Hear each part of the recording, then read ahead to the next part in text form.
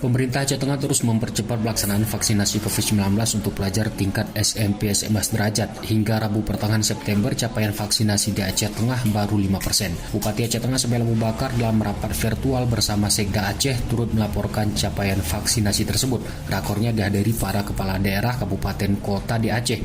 Di rakor itu juga turut dibahas percepatan pelaksanaan vaksinasi COVID-19 untuk siswa SMP SMA sederajat se-Aceh. Rakor tersebut juga melibatkan para pihak dan jajaran sekolah.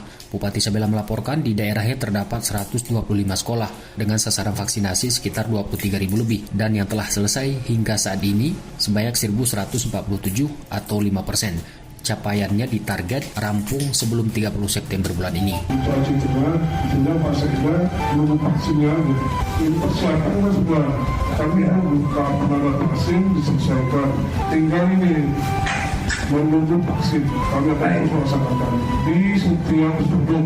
Sekda Aceh Tauqullah mengajak seluruh jajaran pendidikan di Aceh untuk dapat menyegerakan vaksin COVID-19 untuk percepatan mencapai kekebalan kelompok. Dikatakan koordinasi ini bertujuan untuk menyamakan persepsi antara para pengambil kebijakan, sarana edukasi terkait vaksin, penetapan jadwal pelaksanaan yang disesuaikan dengan kondisi dan latar belakang anak didik, serta jumlah sasaran peserta vaksinasi di setiap sekolah dalam rangka percepatan penanganan COVID.